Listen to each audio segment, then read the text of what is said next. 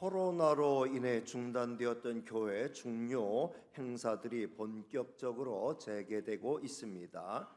그 가운데 내일 우리 교회는 전교인 체육대회를 실시합니다. 아직 남아있는 코로나 후유증으로 인해 체육대회 장소를 섭외하기가 힘들었습니다.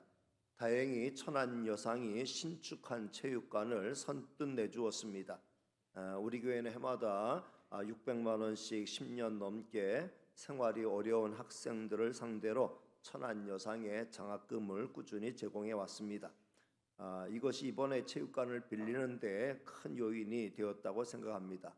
그러나 우리가 이번에 천안여상 체육관을 빌릴 수 있었던 것은 우리의 권리가 아니라 은혜라고 생각합니다. 따라서 우리는 감사하는 마음으로 체육관을 잘 사용해야 합니다. 새로운 시설이기에 체육관 바닥 관리가 중요합니다. 운동화 착용은 필수입니다.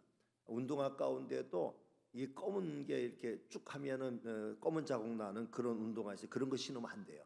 그다음에 바닥이 좀 뭔가 좀 날카로운 게 있어가지고 바닥을 긁을 수 있는 이런 소재는 피해야 됩니다. 무엇보다 시설 이용에 기본 수칙을 잘 지켜야 합니다. 절대로 무례함으로 보일 수 있는 행동은 삼가야 합니다. 그렇다고 너무 움츠러들 필요는 없습니다. 우리에게 허용된 공간에서는 얼마든지 자유롭게 뛰놀 수 있습니다. 오히려 이전 생각만 하고 무리하게 몸을 움직여서 다치지 않도록 조심해야 할 것입니다. 철저한 준비 운동과 함께 자기 능력에 맞게 몸을 움직여야 합니다. 이런 이유로 이번 체육대회는 경쟁 위주의 시합이 아니라 명랑운동회로 진행하려고 합니다. 우리 교회가 자랑하는 명품 진행자 조한희 집사님은 천안 흥타령 축제 진행자로 미리 선정되어 있어서 이번 체육대회는 다른 진행 업체를 섭외했습니다. 조금은 미흡할 수 있어도 충분히 재미있는 체육대회로 진행될 것입니다. 가장 중요한 것은 성도들의 참여입니다. 아무리 좋은 잔치라도 참여하는 사람이 없으면 좋은 잔치가 될 수 없습니다. 이번 체육대회를 위해 당회는 기존의 예산보다 훨씬 더 많은 예산을 사용하도록 허락하였습니다. 물가도 많이 인상되었고 여러 가지 간식과 상품도 풍성하게 준비할 필요가 있었기 때문입니다. 잘 준비하였습니다. 편안하게 즐길 마음으로 동참하면 됩니다. 절대로 경쟁심에 사로잡혀 무리하게 몸을 움직이다가는 다치게 되는데 다쳐서는 안 되죠. 체육대회 목적은 몸을 건강하게 하는 거지 다치는 데 있는 건 아닙니다. 성도끼리 더 많이 알아갈 수 있는 기회가 된다고 하면은 소기의 목적을 초과 달성하는 것이 될 것입니다. 체육대회를 위해 잘 섬겨주시는 모든 분께 감사드립니다. 우리 기획국과 또 안수집사회가 앞장서서 섬겨주셨습니다. 웃는 얼굴로 모였다가 더 크게 웃는 얼굴로 헤어지는 체육대회가 되면 좋겠습니다. 진행부의 진행에 잘 협조하면서 성숙한 성도의 모습을 보이면 좋겠습니다.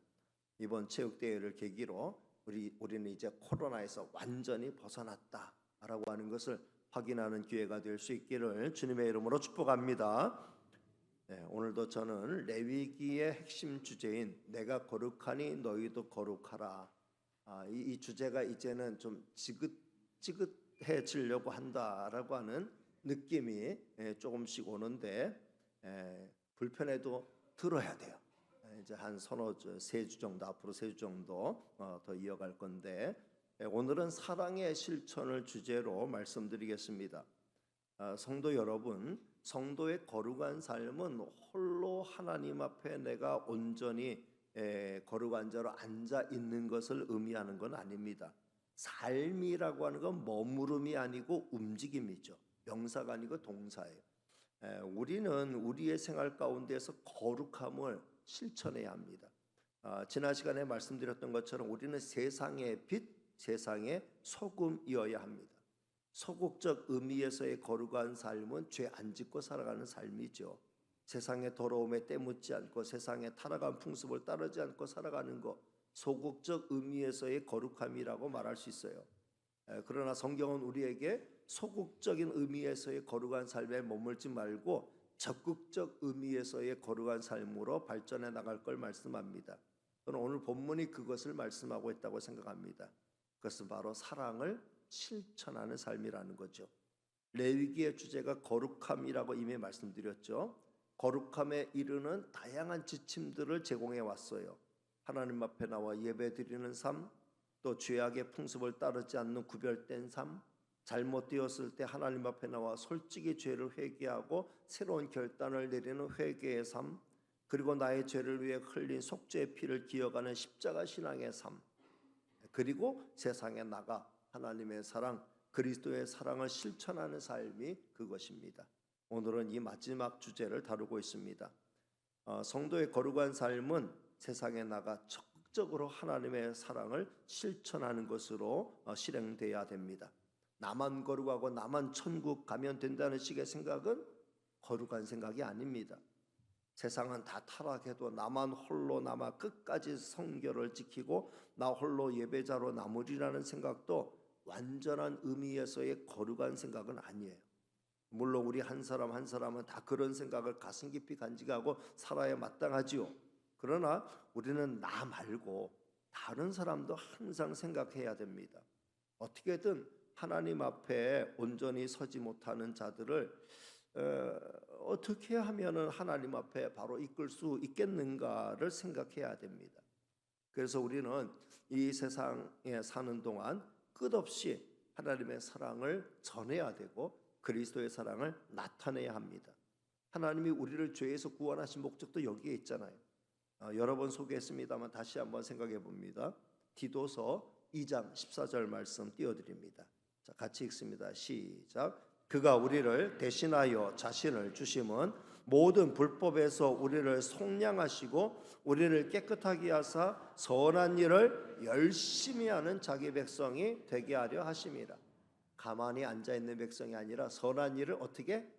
열심히, 선한 일 열심히 하는 자기 백성이 되게 하게 하시려고 우리를 죄에서 불법에서 사해 주시고 죄에서 씻어 주셨다라고 말씀하고 있어요. 가만히 앉아있어 죄 안 짓고 살아가는 삶이 아니에요. 세상 한가운데로 들어가서 적극적으로 선한 일을 열심히 하는 사람, 이게 거룩함의 완성이라는 겁니다. 오늘은 여러 가지 우리 성도가 행해야 할 선한 일들을 소개하고 있습니다. 저는 그래서 오늘 말씀을 사랑의 십계명, 십계명이 있는데 오늘 말씀은 사랑의 십계명이다, 이렇게 별명을 붙이고 싶습니다. 10가지를 소개하고 있어요. 오늘 말씀도 시작은 내가 거룩하니 너희도 거룩하라는 말씀으로 시작합니다. 19장 2절 말씀을 띄워드릴게요. 한번 볼까요? 시작. 너는 이스라엘 자손의 온 회중에게 말하여 이르다 너희는 거룩하라 이는 나 여호와 너희 하나님이 거룩함이니라. 이게 선언이에요. 내가 거룩하니 너희도 거룩하라, 이 말씀을 하시면서 이렇게 살아라. 그러니까 거룩함의 주제와 지금 10가지 사랑의 십계명이 동떨어진 게 아니라는 거죠. 거룩한 삶이란 사랑의 십계명을 실천하는 삶과 직결되어 있다는 거예요. 우리가 거룩한 삶을 홀로 거룩하게가 아니라 정말 세상에 나가서 적극적으로 사랑의 십계명을 실천하는 쪽으로 실행이 돼야 된다. 그래야 거룩함의 완성을 이룰 수 있다는 거죠. 자, 사랑의 십계명이 뭘까요? 첫째, 부모님을 잘 공경해야 합니다. 따라합니다. 부모님을 잘 공경해야 합니다. 레위기 19장 3절 말씀을 같이 읽겠습니다. 시작. 너희 각 사람은 부모를 경외하고 나의 안식일을 지키라. 나는 너희의 하나님 여호와이니라. 아멘. 거룩한 성도는 자기 육신의 부모를 경외하는 성도죠. 하나님 앞에 스스로 거룩하다 하면서 실제 생활에서 자기 육신의 부모님을 경외하지 않는 자는 절대로 거룩한 자가 아니라는 거죠. 그는 외식하는 자예요. 눈에 보이는 부모를 경외하지 못하면서 어떻게 눈에 보이지 않는 하나님을 경외한다고 말할 수 있겠습니까? 하나님 앞에 거룩하기를 힘쓰는 성도는 당연히 자기 육신의 부모님도 공경하고 잘 모셔야 합니다. 육신의 부모님을 편안하게 해드리되 마음으로 편하게 해드리고 생활적으로도 편하게 해드려야 됩니다. 따라서 진심으로 효를 다해야 된다는 거죠.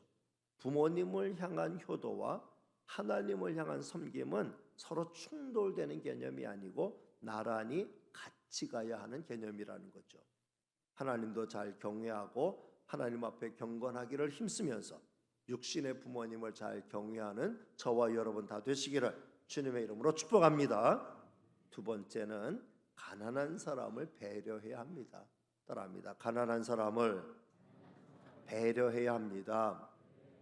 레위기 19장 9절과 10절 말씀을 같이 읽겠습니다. 시작. 너희가 너희의 땅에서 곡식을 거둘 때에 너는 밤모퉁이까지 다 거두지 말고 내 떨어진 이삭도 줍지 말며 내 포도원의 열매를 다 따지 말며 내 포도원에 떨어진 열매도 줍지 말고 가난한 사람과 거류민을 위하여 버려두라. 나는 너희의 하나님 여호와이니라. 아멘. 이 말씀은 우리 교회 개척 초기에 많이 인용했던 말씀입니다. 그때 우리는 이삭줍기 운동을 전개했습니다. 이삭줍기 운동이란 오늘의 말씀의 원리를 우리의 현재 생활에 적용한 운동이었죠. 추수한 후에 밭에 남아있는 이삭은 주인이 취할 게 아니고 그대로 남겨둬야 된다. 그래서 그 땅에 사는 가난한 자나 또는 거류민들이 그들의 양식으로 삼을 수 있는 기회를 줘야 한다는 게 오늘 말씀의 뜻이기 때문에 이것을 우리의 생활에 적용할 때 이렇게 적용했죠. 우리가 하루 생활하면서 호주머니에 남아있는 동전이 있으면 500원짜리든 100원짜리든 10원짜리든 그것들은 다 사랑의 밥그릇 저금통에 우리가 모으자. 이삭이니까 그거 모아서 기아대책기구에 우리가 다 기탁을 해가지고 어려운 기아 선생에 있는 지구촌에 굶주린 이웃들을 돕는 쪽으로 사용을 해왔습니다. 지금은 이제 그렇게 하지 못하죠. 왜냐하면 지금은 주머니에 동전이 있는 사람이 거의 없어요. 저도 주머니에 돈 안 가지고 다닌 지가 꽤 오래됐습니다. 현금을 거의 사용하지 않기 때문이죠. 그러나 그 원리 자체를 우리가 잊어서는 안 된다는 거죠. 그 한 통 모으면 한 2, 3만 원 정도 됐기 때문에 그래서 매월 우리가 일정액을 또 이렇게 기아대책이나 이런 쪽에 우리가 기탁을 하면서 살면은 의미 있는 삶이라고 생각합니다. 우리는 내 것을 다 내 것처럼 욕심을 부리며 살면 안 됩니다. 하나님이 우리에게 주신 것은 아주 작은 것이라도 나눠 쓰라고 주신 것이지 나만 위해 쓰라고 나만 위해 다 쓰라고 주신 건 아니라는 거죠. 항상 더 어려운 이웃들을 생각하면서 나누고 베푸는 일에 인색하지 말아야 합니다. 이것이 거룩함을 추구하는 성도의 마땅한 삶이라 할 수 있습니다. 저는 이번 바자회가 이런 풍성한 나눔의 잔치가 되기를 바랍니다. 아무리 좋은 물건이라도 내가 지난 몇 년 동안 전혀 쓰지 않은 사용하지 않은 물건이라고 하면은 그거는 내 것이 아닐 수도 있어요. 지금 그것이 꼭 필요한 사람을 위해서 그것을 내어놓는 것이 중요하죠. 그렇게 하는 것이야말로 오늘 말씀에 순종하는 것이 될 것입니다. 잘 감당할 수 있기를 주님의 이름으로 축복합니다. 세 번째는 기니까 따라하지 않아도 돼요. 간사한 방법으로 다른 사람에게 정신적으로나 물질적으로나 피해를 주어서는 안 된다. 레위기 19장 11절 12절 말씀 같이 읽겠습니다. 시작. 너희는 도둑질하지 말며 속이지 말며 서로 거짓말하지 말며 너희는 내 이름으로 거짓 맹세함으로 네 하나님의 이름을 욕되게 하지 말라. 나는 여호와이니라. 그러니까 거짓말하고 도둑질하고 속이는 행위는 절대로 거룩한 행위가 아니죠. 그건 거룩한 삶은 고사하고 평범한 삶에도 못 미치는 겁니다. 근데 우리는 조금이라도 내게 손해가 될 것 같으면 너무 쉽게 속이고 너무 쉽게 거짓말해요. 절대로 거룩한 삶을 추구하는 성도는 그렇게 하면 안 된다라고 말씀하고 싶습니다. 설령 내가 손해를 입는 일이라도 다른 사람에게 피해가 가게 하면 안 된다는 거죠. 다른 사람의 내가 부주의함으로 다른 사람에게 내가 손해를 끼친 게 있어요. 그러면 그 손해를 보상하고 배상하는 게 마땅합니다. 안 들켰으면 됐다는 식의 생각을 하면 안 되죠. 아직 내가 믿음이 부족하거나 철이 없거나 하면 그렇게 행동할 수 있어요. 그러나 적어도 우리가 이 거룩하게 살라는 지엄한 이 명령을 우리가 순종하겠다라고 다짐하며 따라가는 성도라고 하면은 이제는 그 수준을 뛰어넘어야 하는 거죠. 차량 접촉사고가 일어났어요. 근데 상대방 차에 아무도 없어요. 본 사람도 없어요. 그냥 가고 싶은 마음이 굴뚝 같죠. 이 정도 뭐. 그러나 정말 우리가 거기다 그 전화번호가 있으면 전화번호에 전화해가지고 이런 일이 있었습니다. 한번 살펴주세요. 또 아니면은 전화번호가 없으면은 거기다 메모라도 남겨서 나는 누군데 이런 일이 있었습니다. 하면서 필요하다면 제가 배상해 드리겠습니다. 아니면은 수리해 드리겠습니다. 라고 하는 매너 정도는 우리가 갖추고 살 필요가 있다라는 거죠. 간사한 방법으로 다른 사람에게 정신적으로나 물질적으로나 피해를 주어서는 안 되는 게 거룩한 삶이다 라고 말씀하는 거죠. 네 번째는 힘과 권력을 이용해서 약자에게 정신적으로나 물질적으로나 피해를 주어서는 안 됩니다. 레위기 19장 13절 말씀을 같이 읽겠습니다. 시작. 너는 내 이웃을 억압하지 말며 착취하지 말며 품꾼의 삭슬 아침까지 밤새도록 내게 두지 말며. 그러니까 힘과 권력이 있는 사람이 대수롭지 않게 생각하는 것이 당하는 사람에게는 절대로 대수롭지 않은 일이 됩니다. 내가 쉽다고 다른 사람도 쉬운 것은 아니라는 거죠. 억압과 착취는 하나님이 정말 싫어하시는 행동입니다. 이런 행위는 절대로 거룩한 삶과 어울릴 수 없어요. 그리고 일당으로 먹고 사는 품꾼의 삭슬 뒤로 미루는 고용주는 정말 하나님이 싫어하는 사람이에요. 품삯을 주기로 했으면 제때 잘 지급해야 합니다. 물론 정말 주고 싶어도 약속은 했지만 당장에 돈이 없어 돈이 돌지 못해서 줄 수 없을 때가 있어요. 그때는 충분히 양해를 구해야 되죠. 상황을 충분히 설명하고 다시 지급할 날을 약속하고 기다리게 해야 됩니다. 그리고 상대방이 이 때문에 큰 어려움을 겪을 게 예상이 되면은 다른 방법으로 도울 수 있어야 되겠죠. 그렇지 않고 충분히 돈이 있어요. 그리고 오늘이 당연히 품삯을 지불할 날이라는 거 알아요. 버젓이 알고 돈도 있어요. 그런데 일부러 안 줘. 고약한 미음이라고 말할 수 있죠. 그렇다고 이자가 늘어나는 것도 아니고 자기에게 큰 이익이 발생하는 것도 아님에도 불구하고 습관적으로 그렇게 한다면 그는 사업할 자격을 갖추지 못한 자임이 분명하죠. 절대로 그런 사람은 신용사회에서 성공할 수 없습니다. 우리의 김행찬 집사님, 신경숙 권사님이 이렇게 유통업을 오래 하셨는데 사업의 철칙으로 지켜온 게 뭐냐면은 그날 안으로 다 거래한 대금은 그날 안으로 다 송금한. 그날 저녁에 다 일괄적으로 다 송금한다는. 그래서 철저히 그걸 지켰다는. 그리고 거래할 때 꼭 끊을 때 김행찬 집사님은 대박 나세요 하면서 이렇게 하니까 늘 아주 신용 좋게 이렇게 이제까지도 이렇게 사업을 하고 계시다 그런 말씀을 하십니다. 다섯 번째, 약한 자를 괴롭히면 안 돼요. 레위기 19장 14절 말씀 같이 읽습니다. 시작. 너는 귀먹은 자를 저주하지 말며 맹인 앞에 장애물을 놓지 말고 내 하나님을 경외하라. 나는 여호와이니라. 옛날에는 이런 일 많았죠. 장애인을 골탕 먹이는 일들이 많이 있었습니다. 얼마나 철이 없으면 그랬을까요? 그때는 재미있는 일들이 없어서 그랬는지도 모릅니다. 그러나 절대로 그러면 안 될 일이었죠. 지금은 더더욱 그러면 안 됩니다. 이제는 법으로 그것을 금하고 또 어겼을 때는 벌을 받게 되어 있습니다. 이제 우리는 오히려 적극적으로 저들의 약함을 도와주어야 합니다. 저들의 인권을 존중하고 저들이 불이익을 당하지 않도록 우리가 도와주어야 합니다. 이게 성도의 거룩한 삶이다 라고 말씀하고 있습니다. 여섯 번째는 불의한 재판을 하면 안 됩니다. 레위기 19장 15절 말씀을 같이 읽습니다. 시작. 너희는 재판할 때에 불의를 행하지 말며 가난한 자의 편을 들지 말며 세력 있는 자라고 두둔하지 말고 공의로 사람을 재판할지며. 이 보면은 재판할 때 불의를 행하지 말라. 그렇다고 가난한 자라고 무조건 가난한 자의 편을 들어서도 안 되고 세력 있는 자라고 그들의 편을 들어줘 그들을 두둔해도 안 된다. 공의로 재판은 공의로 할 수 있어야 돼. 시시비비는 공의로 가려야 된다. 이렇게 말씀하는 거죠. 저는 그래도 이 세상에서 믿을 만한 곳은 법정이라고 생각합니다. 그러나 많은 사람은 법정도 공정하지 못하다고 생각합니다.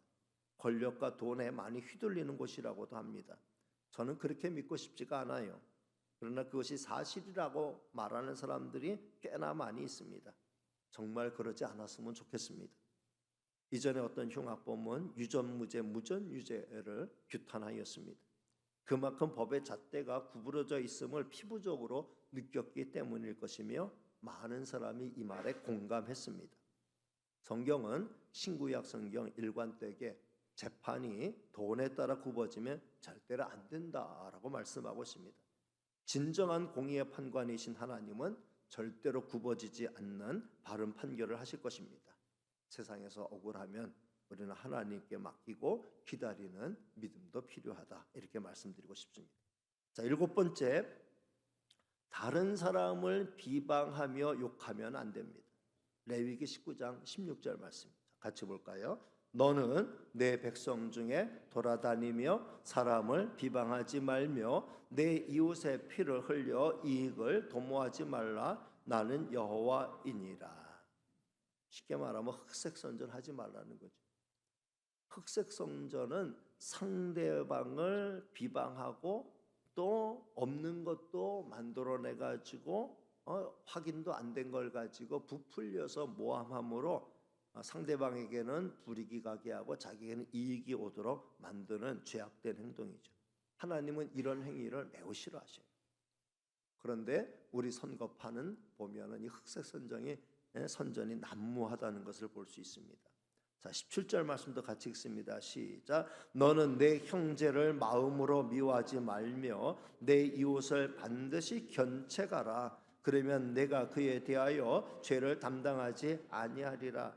이 견책하라는 말은 뭐냐 하면은 잘못을 꾸짖고 나무라는 거예요. 쉽게 말하면 형제가 잘못한 것을 보면은 대놓고 이야기하고 조언하고 견책할 수 있어야 된다는 거죠. 뒤에서 비방하고 비난하는 것보다 훨씬 나은 일이 된다는 거예요. 대놓고 말하기 힘든 일이라면은 뒤에 가서도 말하지 말라라고 말씀하는 거죠. 적어도 거룩함을 추구하는 성도라고 하면은 이 정도의 삶의 레벨은 가지고 있어야 된다라고 말씀하는 거죠. 자, 8번째, 원수를 사랑해야 합니다. 자, 레위기 19장 18절 말씀 같이 읽겠습니다. 시작. 원수를 갚지 말며 동포를 원망하지 말며 내 이웃 사랑하기를 네 자신과 같이 사랑하라. 나는 여호와이니라. 원수를 갚지 말고 네 이웃을 너처럼 사랑하라는 말씀, 신약 성경에서나 볼 수 있는 말씀으로 생각했을 수 있습니다. 그러나 오늘 말씀은 분명 구약 성경에 나오는 말씀이에요. 이 말씀은 신구약 성경을 관통하는 말씀입니다. 원수를 미워하지 말고 원망하지 말고 이웃을 사랑해라. 네 몸처럼 사랑해라. 원수까지 사랑하라는 그 말씀이죠. 성도 여러분, 원수를 갚지 말아야 합니다. 왜냐하면 원수를 갚으려면 이를 박박 깔아야 돼요.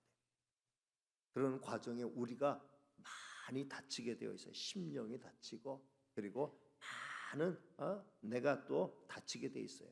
그리고 절대로 제대로 갚아줄 가능성이 없어요. 따라서 원수 갚는 일을 하나님께 맡겨야 돼요. 어떻게 보면 가장 소극적인 대응이라 할 수 있고 분한 일이 될 수도 있어요. 그러나 정말 하나님의 공의를 믿는 성도라면 하나님께 맡겨야 돼요. 그럼 하나님께서 정말 저 사람이 벌 받을 사람이라면 하나님 벌 주실 겁니다. 반대로 우리는 원수를 사랑할 수 있어야 된다라고 말씀합니다. 십자가의 예수님을 생각해 보라는 거죠. 예수님은 아버지, 저들을 사하여 주옵소서. 자기들이 하는 것을 알지 못함이니이다 라고 말씀했습니다. 예수님의 삶을 그대로 본받은 스데반 집사님은 자기를 돌로 쳐서 죽이는 무리들을 향하여 마지막 그들이 돌로 스데반을 칠 때 이렇게 기도했습니다. 주 예수여, 내 영혼을 받으시옵소서. 무릎을 꿇고 크게 불러 이르되 주여, 이 죄를 그들에게 돌리지 마옵소서. 이 죄를 그들에게 돌리지 마옵소서. 이 말을 하고자 하니라 라고 사도행전은 기록하고 있습니다. 9번째, 어르신을 공경해야 합니다. 자, 레위기 19장 32절 말씀 띄워드립니다. 같이 읽습니다. 시작. 너는 샘머리 앞에서 일어서고 노인의 얼굴을 공경하며 내 하나님을 경외하라. 나는 여호와이니라. 어르신을 공경하는 것은 부모를 공경하는 것의 연장선상에서 이해할 수 있죠. 이 땅의 모든 어르신은 우리 모두의 부모와 같습니다. 따라서 내 부모를 공경하는 중심으로 내 부모가 아닌 다른 어르신들을 공경해야 합니다. 이것이 하나님을 경외하는 거룩한 성도의 모습입니다. 눈에 보이는 어르신을 공경하지 못하면서 눈에 보이지 않는 하나님을 공경할 수 없습니다. 우리는 눈에 보이는 어르신을 공경하면서 하나님을 경외하는 경건한 삶으로 나가야 합니다. 우리 교회는 어르신을 공경하는 좋은 전통이 있습니다. 앞으로도 잘 지켜나가야 합니다. 하나님을 더 잘 섬기는 성도는 어르신을 더 잘 섬기는 성도입니다. 마지막 10번째, 이방 나그네를 사랑해야 합니다. 레위기 19장 33절 34절 말씀 같이 읽습니다. 시작. 거류민이 너희의 땅에 거류하여 함께 있거든 너희는 그를 학대하지 말고 너희와 함께 있는 거류민을 너희 중에서 나은 자같이 여기며 자기같이 사랑하라. 너희도 애굽 땅에서 거류민이 되었었느니라. 나는 너희의 하나님 여호와이니라. 그러니까 이 사랑의 십계명에 계속 따라다니는 말씀이 뭐예요? 나는 너희 하나님 여호와다. 내가 거룩하니 너희도 거룩하라는 의미를 계속 강조하는 거예요. 그러니까 거룩한 삶과 이 사랑을 실천하는 삶이 떨어져 있는 게 아니라는 거죠. 나 홀로 죄 안 짓고 가만히 있으면 거룩한 게 아니라는 거예요. 적극적으로 사랑과 선행을 실천해야 돼요. 거류민을 생각할 때, 외국인들을 생각할 때에, 나그네를 생각할 때에 이방인이라 생각하지 말고 너희 중에 나은 자같이, 마치 우리 땅에서 태어난 자같이 내 자식까지 생각하면서 나처럼 생각하면서 사랑하라는 게 오늘 말씀의 핵심이지 않습니까? 성도 여러분, 우리 민족은 외적의 침입이 많았죠. 그래서 배타적인 성격이 강합니다. 그래서 한민족의 단일성을 강조합니다. 단일성을 강조해요. 그리고 안으로는 으르렁거리면서 끊임없이 싸워요. 이게 뭐냐? 단일성을 강조하는 이것과 단일성을 강조하는 것의 반대면은 뭐냐면은 포용성과 연합성이 떨어지는, 단일성, 순수성 이걸 강조하다 보면은 포용력이 떨어지는 거예요. 그래서 연합하는 걸 잘 못하는 거죠. 이제 세계는 하나의 마을처럼 바뀌어가고 있지 않습니까? 언제까지 우리끼리만 강조하면서 살 수는 없습니다. 이제는 우리의 품을 넓혀야 돼요. 이제는 기존의 좁은 틀을 깨고 큰 틀을 갖춰야 할 때가 되었습니다. 지금 우리나라는 이대로 가면은 세계에서 가장 먼저 없어질 나라입니다. 왜냐하면은 지금 통계상 가임 여성 100명 중에 40명만 자녀를 낳는데, 100명 중에 40명만 자녀를 낳는데, 요거는 한 세대가 지나면 뭐예요? 40명만 남잖아요. 40명이 또 그 중에 40%면은 16명만 자녀 낳는. 또 한 세대가 지나면은 16명의 40%면 한 7명만 자녀 낳는. 이렇게 한 100년 지나가면은 지금의 인구보다 절반 이상으로 확 줄어든다는 거예요. 우리나라가 지금 그런 흐름으로 가고 있다는 거예요. 이제는 단일성, 순수성만 강조할 게 아니고 말과 피부색이 달라도 우리와 함께하는 사람, 이 땅에서 우리와 같이 하기를 원하는 사람은 품을 수 있어야 된다는 거죠. 그리고 그걸 인정할 수 있어야 돼요. 오늘 성경 말씀은 너희 중에서 거류민이 이방인들이 와서 살다가 자녀 낳았으면은 너희 자녀처럼 생각해 줘라. 그들을 그렇게 대우해 줘라. 그리고 자기처럼 사랑해 줘라. 이게 오늘 성경에서 말씀하는 사랑의 10계명의 제 10번째 계명이라는 거죠.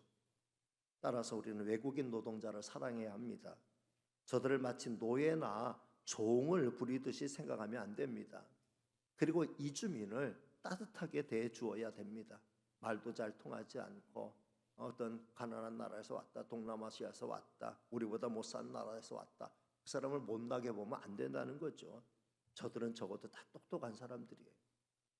저들은 이 땅에 뿌리를 내리고 살고자 하는 한, 우리와 같이 살기를 원하는 한, 우리는 품을 수 있어야 된다는 거죠. 성도 여러분, 우리도 외국인 노동자였을 때가 있지요. 그리고 우리도 이주민이었을 때가 있습니다. 지금도 세계 곳곳에는 약 750만 명의 동포, 해외 동포가 거주하고 있습니다. 750만 명이 세계 곳곳에 흩어져 살고 있는데 세계 어느 곳을 가더라도 거기 꼭 우리나라 사람은 있다는 거예요. 그만큼 우리는 오랜 이주의 역사를 기록하고 있습니다. 지금 우리나라에는 약 250만 명의 외국인이 들어와 살고 있습니다. 저들을 차별하면 안 됩니다. 정당하게 일하고 정당하게 세금 내게 하고 정당하게 의료보험 내게 하고 정당하게 국민연금 내게 하고 그리고 그들의 또 필요한 대우를 받을 수 있도록 해야 됩니다. 이 일에 교회가 가만히 있어서는 안 될 것입니다. 오늘 성경은 그렇게 하는 것이 성도의 거룩한 삶이다 라고 말씀하고 있는 것입니다. 이제 말씀을 맺습니다. 오늘 말씀은 우리가 이 시대에도 실천해야 할 사랑의 십계명을 말씀했다고 볼 수 있어요. 오늘 이 말씀은 지금부터 3,500년 전, 100년, 200년 전이 아니고 1000년, 2000년 전에 3,500년 전에 기록된 말씀. 그런데 3,500년 전 시대에 주어진 말씀이라고 볼 수 없을 만큼 현대적인 감각이 뛰어난 말씀. 지금도 살아서 오늘 지금 이 시대를 사는 우리에게 던져주는 생명의 말씀으로 여전히 3,500년 된 말씀이 죽은 말씀이 아니라 살아있는 말씀으로 우리의 심장을 강타하고 있는 말씀이다 라고 저는 생각합니다. 이 말씀을 소중히 여기면서 우리의 생활에 적극적으로 반영해야 할 것입니다. 성도 여러분, 위의 말씀들을 실천하는 세상은 어떤 세상이 될까요? 나만 홀로 거룩하고 나만 홀로 예배에 성공하는 세상과 더불어 같이 사랑하고 서로 손잡고 하나님 앞에 나와 같이 예배하는 세상은 어떤 차이가 있을까요? 하나님은 과연 무엇을 더 원하실까요? 당연히 후자가 아니겠습니까? 그렇지 않다면 오늘 말씀을 굳이 하실 이유가 없었을 것이죠. 이제 우리는 우리 하나님 앞에 바로 서기를 위해 더욱 노력해야 될 때가 되었습니다. 지금보다는 훨씬 더 정말 하나님의 사랑으로 내 마음을 가득 채우고 예수 그리스도의 십자가의 은혜와 사랑으로 내 가슴을 가득 채우고 우리의 마음을 넓혀야 될 때가 되었습니다. 그래서 억지로 사랑의 십계명을 실천해가는 것이 아니라 주님이 공급해 주시는 사랑의 힘으로 거뜬하게 기쁘고 즐거운 마음으로 사랑의 십계명을 실천해 나가는 저와 여러분이 다 되시기를 주님의 이름으로 축복합니다. 기도하겠습니다. 은혜로우시고 사랑 많으신 하나님 감사합니다. 오늘도 거룩한 주일 맞이하여 하나님 앞에 나와 내가 거룩하니 너희도 거룩하라는 말씀을 다시 한번 생각해 보게 해주셔서 감사합니다. 특별히 진정한 거룩한 삶은 사랑의 실천으로 완성됨을 말씀해 주셨으니 나만 거룩하기를 힘쓰는 데에서 이제는 다른 사람을 불쌍히 여기며 사랑하며 저들을 바르게 이끌어주며 저들도 하나님 앞에 거룩한 성도로 서나갈 수 있도록 돕는 저희가 되게 하여 주옵소서. 말씀 예수님의 이름으로 기도하옵나이다. 아멘.